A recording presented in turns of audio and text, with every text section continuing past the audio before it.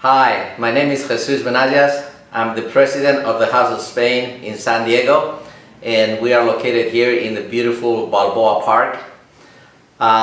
Most people love the Park of Balboa here in San Diego. We call it the jewel of the city. And one of the things that I have found out that not many people know why this park is called Balboa, and they do not know after you tell them that it's named after a Spanish explorer, that what did he discover and what was his life. So today what I'm going to do is to give you a history of Balboa the man. So here we are at the Pacific Beach, the ocean, the Pacific Ocean in San Diego. This is the ocean that Vasco Núñez de Balboa discovered, the largest ocean in the world. And as we all know, we have the American continent on one side, the Asian on the other, and this is the discovery of Balboa.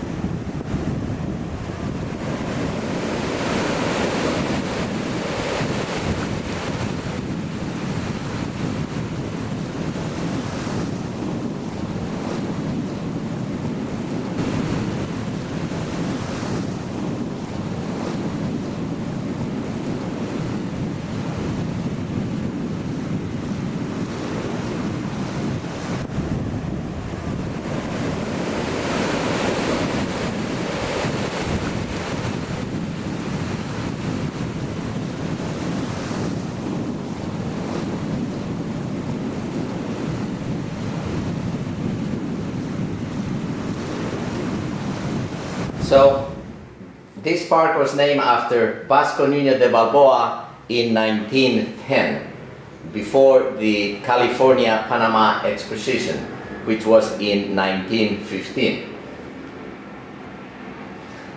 So Balboa the man, what year was he born? Name of the town where he was born. What did he do as he grew up? When did he leave Spain? Where did he arrive? Who did he marry?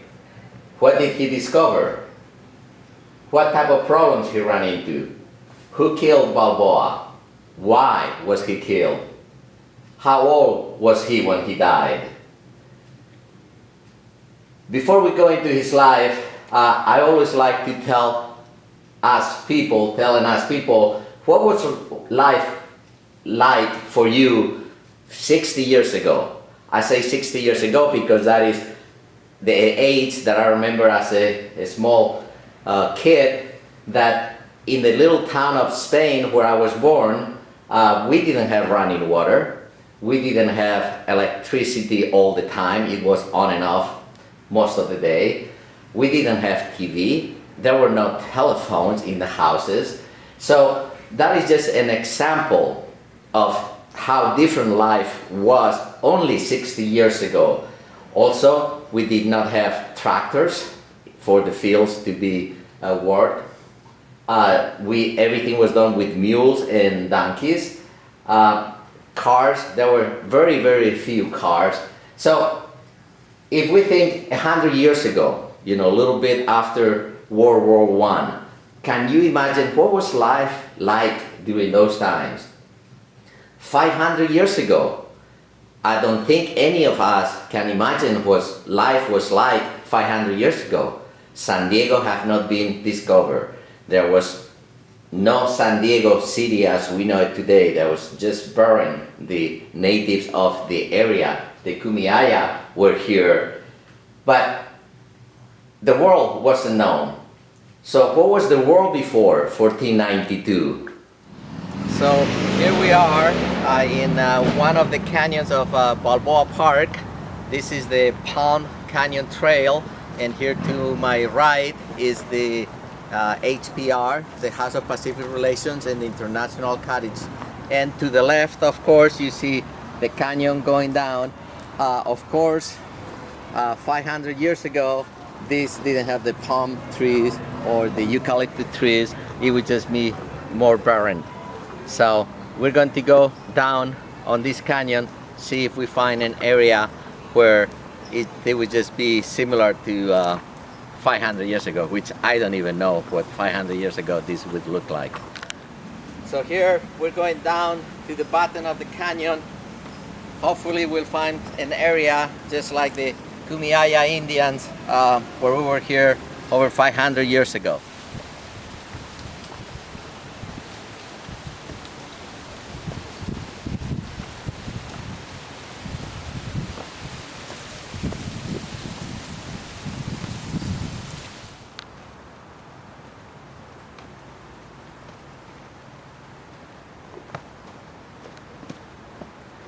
Come on, come this way.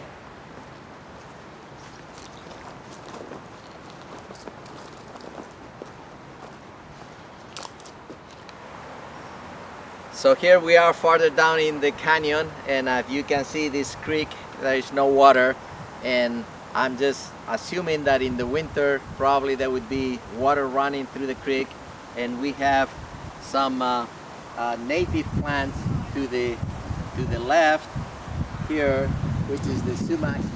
If we know this is original, and it would be here. Eucalyptus we know is not, and some of the palm trees are not.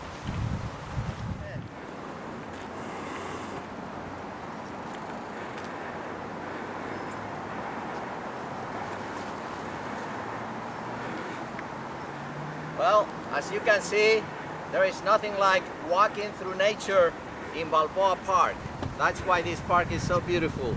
Nature and culture, both together. Before 1492, as you may know from history, the world was flat. These are an example of what the world was like, what the people knew at the time. You have Europe, you have Africa, you have Asia. There was some water in between, and then it was rounded by water. If you tried to get out of that a certain distance from the land, you would fall into an abyss and disappear, because nobody came back if they sailed a little farther away. This is another map of the world before 1492, same idea. And the last one, same thing. It looks like a globe, but of course there's just water. You will fall off the cliff. You have Europe, Africa, Asia, and different islands. So what happened in 1492? The Queen of Spain, Isabella, gave money to Christopher Columbus to go to Asia to do trade, not by land but by sea. So Christopher Columbus left Spain from Palos de Moguer, and he ran into new land. It wasn't Asia, but it was new land, the island of La Española, where he arrived. So here you have the old world that is flat, and now we know the world today. So as you can see, before 1492, everything was connected, except if you wanted to go in the Mediterranean or around the land. The American continent wasn't known, Australia wasn't known. So that is the big difference after 1492. So Balboa was born in 1475, which is the same year that Michelangelo was born. Balboa had three brothers, Gonzalo, Alvaro, and Juan. He was baptized in the church of Santo Bartolome. Now, you can go to the church where he was baptized. This is a picture in Jerez de los Caballeros, the town where he was born, and it's still there. You can even see the baptized area where he was baptized in the church. As I mentioned, the name of the town is Jerez de los Caballeros. Today's population is around 10,000 people. It's on the southwest of Spain. The region is called Extremadura, near the border with Portugal. Here is a map of the location. We have Spain, Portugal, France, the Mediterranean, and Africa. And As you can see, this is the area where Jerez de los Caballeros is located, not too far from Sevilla, and in the area of Badajoz. This is a picture from one side of the town where it looks to die, the new area, new houses. There are 4 big churches. This is a view from the other side of the town with the walled city, which is more what it looked like when Balboa lived. We have a church and a wall tower, which here is the Santa María de la Encarnación church. This is the wall tower to defend the city. This is one of the 4 entrances to the city of Jerez de los Caballeros. So through this door, as you see it today, Balboa would have walked many, many times during his lifetime. And this is a statue in the honor of Balboa in his town of Jerez de los Caballeros during last year, 2013, which was the 500th anniversary of the discovery of the Pacific, flag of Panama, Spain, and Extremadura. So what did he do? Balboa, he worked for Don Pedro Portocarrero, mayor and nobleman of Jerez de los Caballeros, as a squire. Balboa was able to travel with Don Pedro to Portugal, Palos de Moguer, Seville, Cadiz, and many other towns in the region. This is very important because today most of us know how to read and write, but 500 years ago, very few people knew how to read and write. But he was able to do that. And he lives in his town where Jews, Muslims, Arabs, blacks from Africa, and other ethnicities coexist. This is very important because when he travels to the Americans, he's going to meet new natives. So he's used to different people and different languages, different ways of lives. Balboa sails from the port of Cadiz in Spain in 1501 at the age of 25. This is only 9 years before Christopher Columbus discovered the new land. He arrived at Salvatierra de la Sabana in the island of La Española, which today is known as the Dominican Republic and Haiti, and in a town that the name was changed called Les Cayes in Haiti. This is an old map with La Española,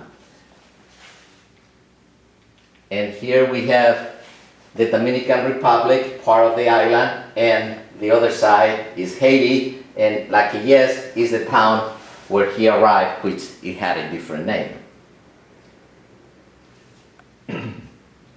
When he arrives to the island, he dedicates himself to farming and agriculture. That's all he knew, because that's what in Jerez de los Caballeros, even though he was a squire, it was a town of growing animals and agriculture. He gets heavy in debt. After 9 years with the business, Balboa escapes from the Dominican Republic stowaway, hidden inside a barrel on a ship headed to what today is known as Panama, the Gulf of Urabá. Balboa carried his dog, Leoncico, with him. As you can imagine, at that time, as is of today, if you stow away, it's a crime. So the captain of the ship, which was Martin Fernandez Enciso, when they find him and his dog, they almost threw him out into the sea right away. But fortunately, some of the crew knew Balboa from Spain and also from the island. So they forgive him, and he goes along with the captain, and they become very good friends within a couple of days. When they get to land, Vasco Núñez de Balboa and Martin Fernandez Enciso, the captain, founded the first city in the American continent. Remember that Christopher Columbus never got to the American continent. He was only in the islands in the Caribbean. And that was in 1510. And the name of the city is Santa Maria de la Antigua del Darien. Santa Maria de la Antigua is the name of a virgin in Spain, in Seville. You can see that today, that it was the patron of sailors. Today, Santa Maria de la Antigua del Darien is part of the Colombia Department of Chocó. Conflicts between Balboa and Enciso arise, and the majority of the population elected Balboa to be the first mayor of Santa Maria de la Antigua. Balboa forms the first municipal government in the American continent. Enciso was put in jail for a while, and then Balboa let him free. Enciso left town and went back to the Dominican Republic, later on to Spain to complain to the king about Balboa. Balboa married Princess Anayansi, daughter of the leader of the tribe Careta. Their language was Guna. Balboa realized that in Spain, royalty married royalty to unite kingdoms and countries. So he marries Princess Anayansi to create a union between Spain and the natives of the land. On December 23rd, 1510, Vasco Núñez de Balboa was named interim governor and captain of the province of the Darien by the King of Spain. Remember the word interim, because this is going to come into play later on in his life. Balboa writes to the king. On January 20th, 1513, Balboa sends a letter to the King of Spain, Don Fernando, informing him of the town, the Indians that live there, administration, and issues of the time. Also, Balboa tells King Fernando that Governor Diego de Niquela, as well as Alonso de Ojeda, were not very good governors. These were governors in other areas in Central America. This is a section of the Balboa's letter to the king, and this is his writing. By the way, these letters exist today, some of them exist today in the Archive of Indies in Seville, Spain. Balboa talks of how carefully he is with the natives, saying, "I have tried everywhere that I have gone that the natives of this land be treated well, not allowing any harm to them whatsoever, telling them the truth and giving them many things from Castile to attract them and be friends." Balboa created relations with the natives. He also learned the Guna language, so he would be able to talk to them directly. Balboa, in his letter, also talks about planning a trip with the natives to the other side of the coast to find a new sea, the South Sea, today known as the Pacific Ocean. This is a picture of a town that they sent so the king could see what it looked like and the natives. Of course, Balboa had also enemies. King Fernando of Spain, after hearing rumors and false accusation of Balboa, names Pedro Arias de Avila as Captain General and Governor of Castile de Oro. This is a new name for Panama. On July 27, 1513, Pedro Arias sails to the New World to investigate and keep an eye on Balboa.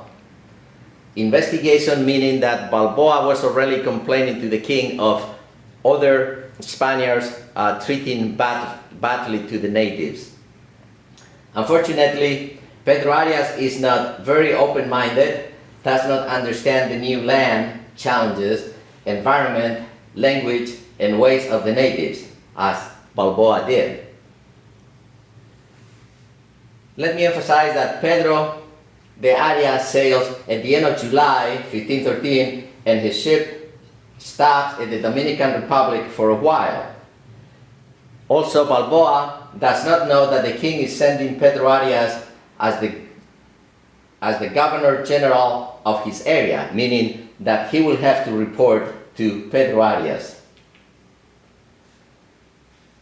It was fortunate that Balboa found early in 1513, when he wrote to the king in January, that a young native called Ponquiaco, son of the native leader Comogre, the existence of the South Sea on the other side of the continent. And Balboa starts an expedition on September 1st, 1513, with 190 Spaniards, several natives, and dogs. Ponquiaco led Balboa to the South Sea. It was very fortunate that he left on that September 1st before Pedro Arias arrived. Otherwise, my belief is he would have never discovered the Pacific. This is a picture of North America, Central America, and South America. The point here is that if you are in Panama, to the north, that's what is called the North Sea, is what we know as the Atlantic and the Caribbean Sea. If you go to the south, you have the South Sea, which is what they knew, which later on was named the Pacific Ocean. So when you hear the name North Sea or South Sea, you're really talking about the Caribbean side for the North Sea or the Atlantic, and the South Sea being the Pacific Ocean.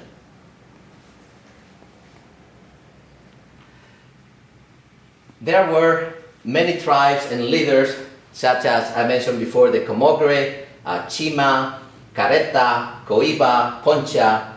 Now, the tribe Poncha gave Balboa some natives to guide him through the jungle, cutting a path and building bridges. Other tribes, Buche Buea, so Chiorizo, which this tribe, Chiorizo, went looking for Balboa as he was traveling through the isthmus, and gave him 30 plate dishes made of gold, promising him for more gold if he would come to his village. But Balboa didn't want to be distracted, so he said that he would go back later on.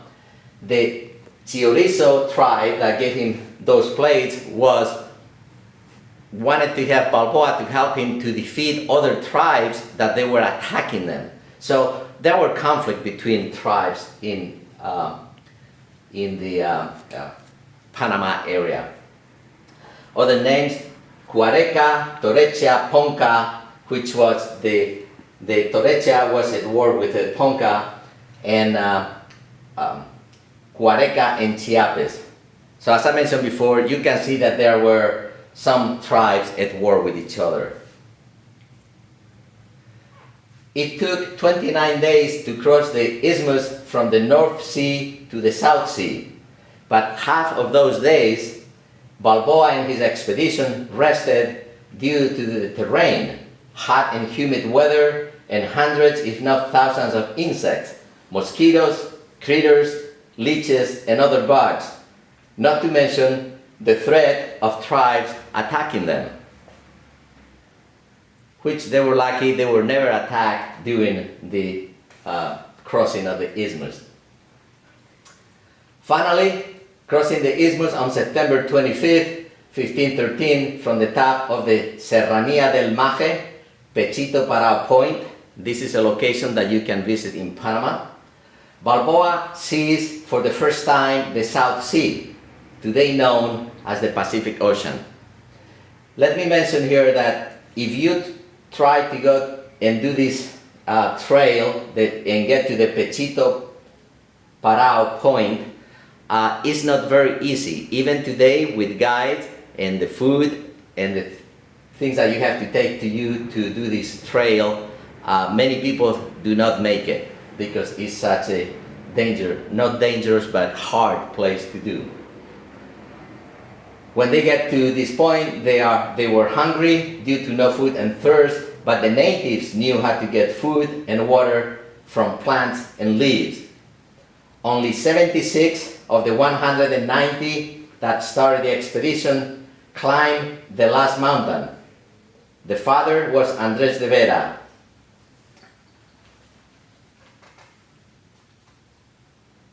It took Balboa and his 76 men plus natives another 4 days to get down to the South Sea shore.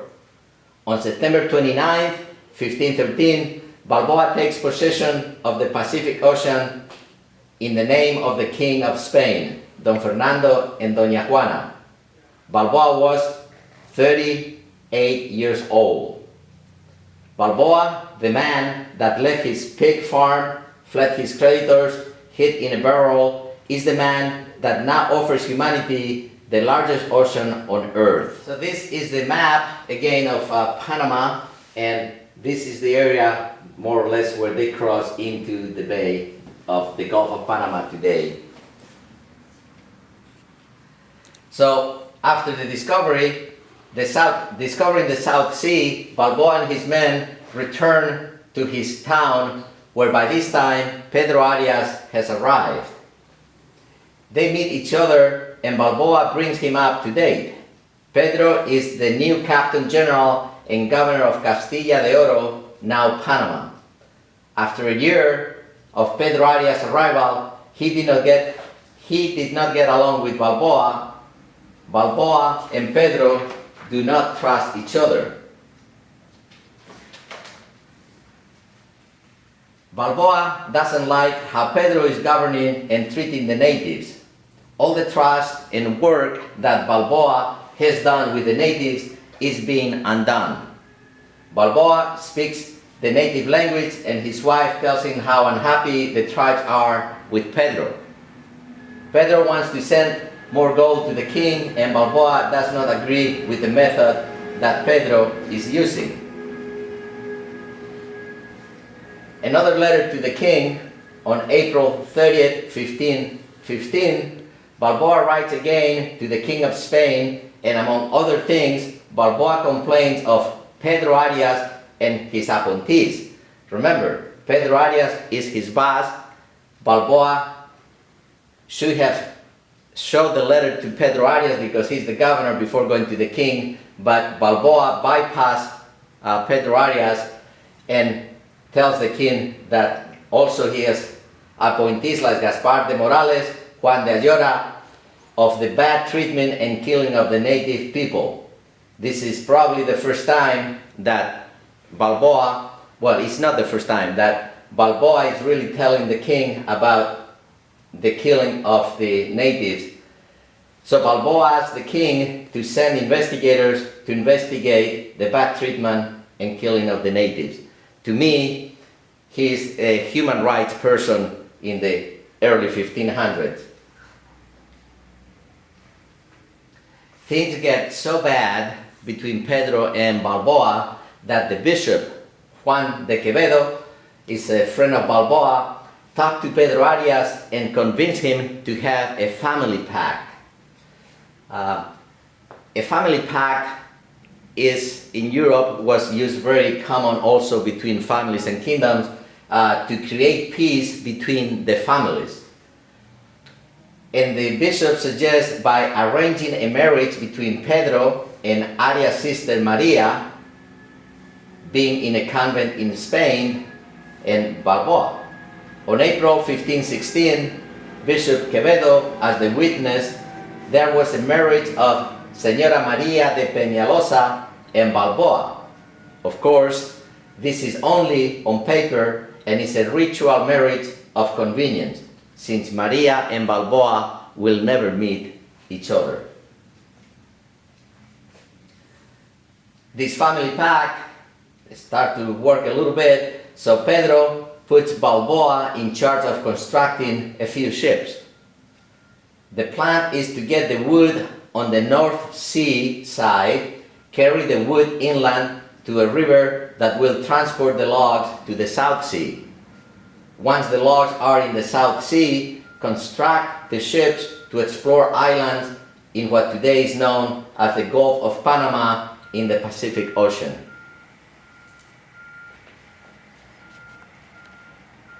So the plan is, since they are in this side on the North Sea, there's forest here, cut the wood, bring it to a river, send it to the bay on the Pacific side. The schedule is very tight and the work very dangerous. The logs are damaged and infected with termites along the river. Logs cannot be used to build the ships. Plans are changed to use wood on the South Seaside. The schedule is delayed and budget overrun. Does that sound familiar with the industry today? Finally, 2 ships were built. Pedro Arias appoints Gaspar de Morales to lead an exploration to the Pacific side, the Flower Islands in the Gulf of Panama. Tribes were sacked, steal, and natives taken prisoners for no reason. Balboa complains to no avail. Pedro asked Balboa to return to the north side to come for a talk, and then Balboa was arrested and jailed. Balboa and 4 of his men were wrongly convicted and executed by Pedro Arias, who never understood or cared about his son-in-law. Balboa died January 12, 1519, at the age of 44, decapitated along with 4 other faithful friends, Valderrábano, Botello, Hernán Muñoz, and Argüello. So here you have 2 men, Christopher Columbus and Balboa, 2 great explorers. Christopher Columbus and Vasco Núñez de Balboa, 2 persons that complemented each other, both first in discoveries. Christopher Columbus found land that he was not looking for. Vasco Núñez de Balboa found the sea that he dreamed. Again, Christopher Columbus sails from Spain and he never gets to the main continent. He stays in the Caribbean island, La Española. Balboa comes to La Española, spends 9 years as a farmer and a animal grower. Then he escapes and he comes to Panama, where he discovers the Pacific Ocean. So remember, Balboa was the first mayor in the American continent. Balboa discovered the Pacific Ocean. Balboa was a human rights person for the natives in the American continent. With this is the end of the presentation, but I would like to show you a couple of more things before closing this presentation. What is the currency of the United States? We have the dollar, and we have George Washington, father of the American Revolution, as in the dollar bill. If I ask you, what is the currency of Panama? The currency of Panama is the Balboa. Here you have the dollar of the Republic of Panama, and you have the picture of Balboa. I guess you could say the father of Panama. Here you have his picture in the coins. This is the statue that the sculptor Emilio Laíz Campos made in 1973-74, was placed in the town of Jerez de los Caballeros, the city where Balboa was born. One last point, in 1913, when San Diego was planning the Panama, California Exposition, there is an article by the San Diego Union on September 26, 1913, in which they talk about the Panama, California Exposition, and that citizens were to erect a monument to Balboa, costing $15,000 at the east end of El Prado, that will be surrounded by a semicircle of columns. So that never happened, and as of today, over 100 years after this park was named in his name, Balboa does not have a statue. Thank you very much. If you have any questions, please, you can always come around to the House Spain or send us some email. Bye-bye.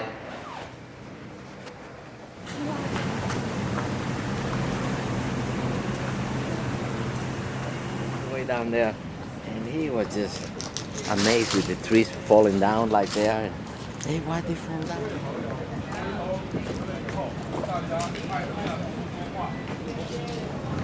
Welcome to Balboa Park. This is the jewel park of the city. So here we have beautiful structure from the 1915 Panama, California Expo.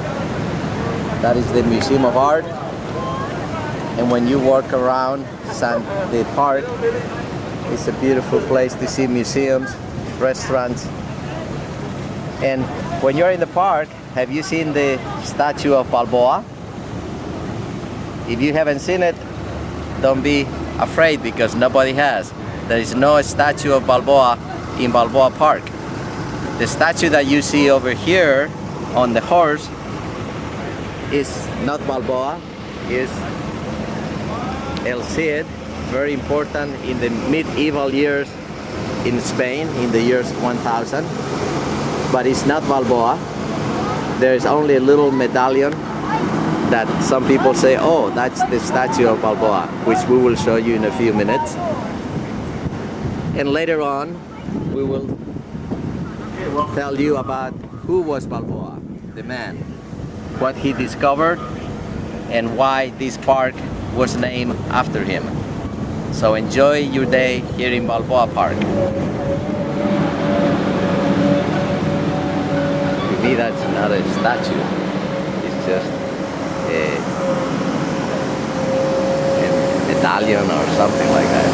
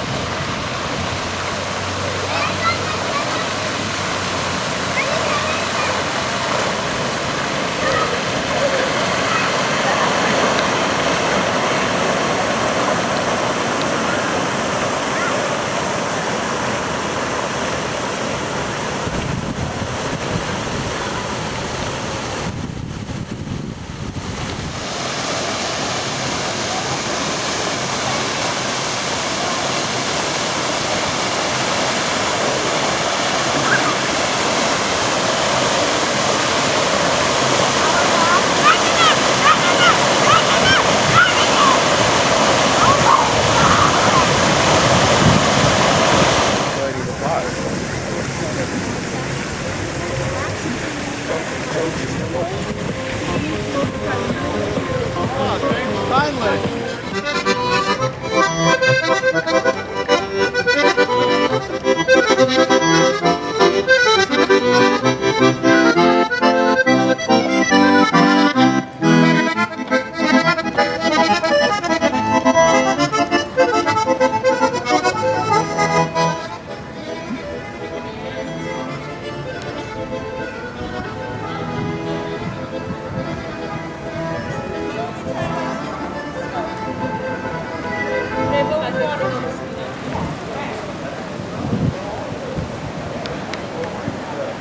This above all, to thine own self be true, and it must follow as the night the day, thou canst not be false to anyone.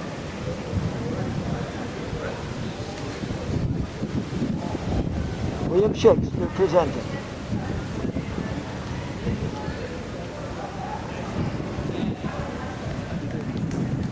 Beautiful park.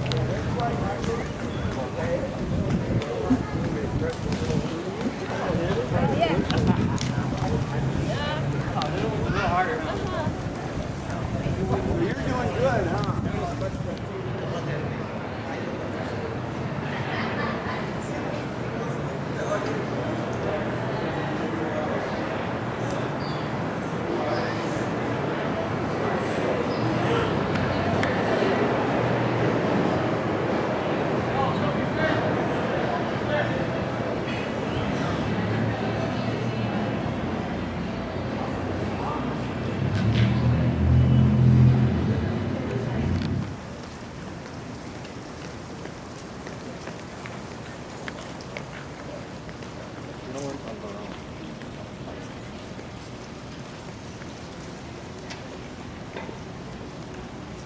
Better from the other side.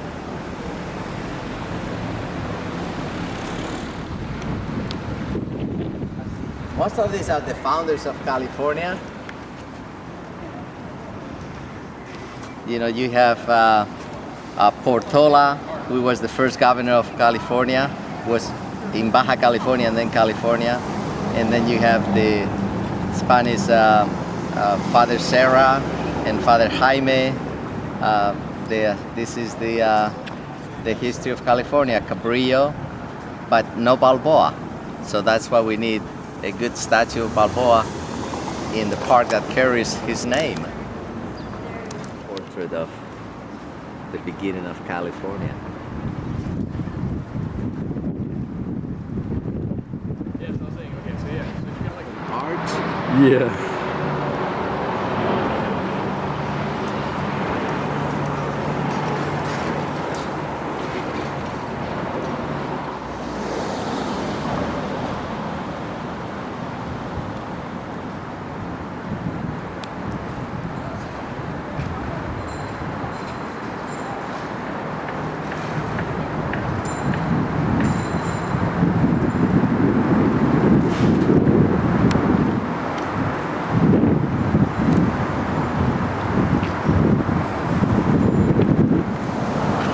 So here we have the entrance, one of the entrances to Balboa Park through the Cabrillo Bridge. And if you look at the entrance at the door, you see the year 1915, which was when the Panama and California Exposition happened here in San Diego. And on the left side, you have the Atlantic Ocean and the Pacific Ocean. So you have the Panama Canal that unites the two oceans.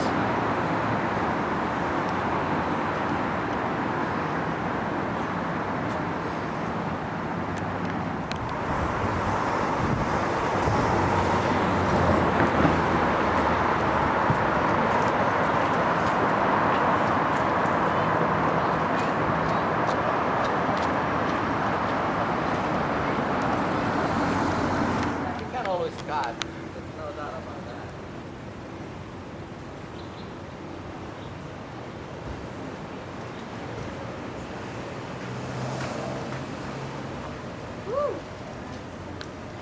Tile fountains in the south of Spain.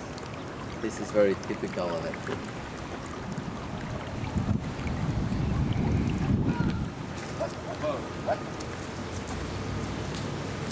opiskelijoiden liikkeestä.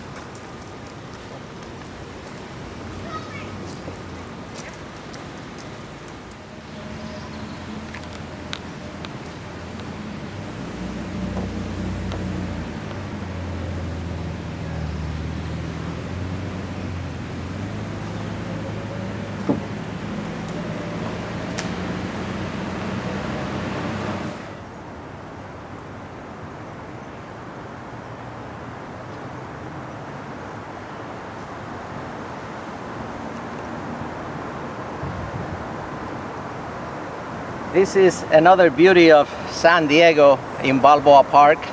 Do you see that plane coming in?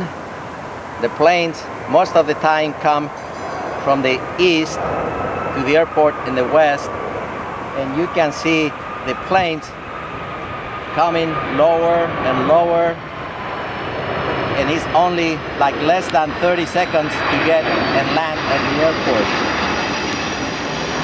Gorgeous, gorgeous views of the plane.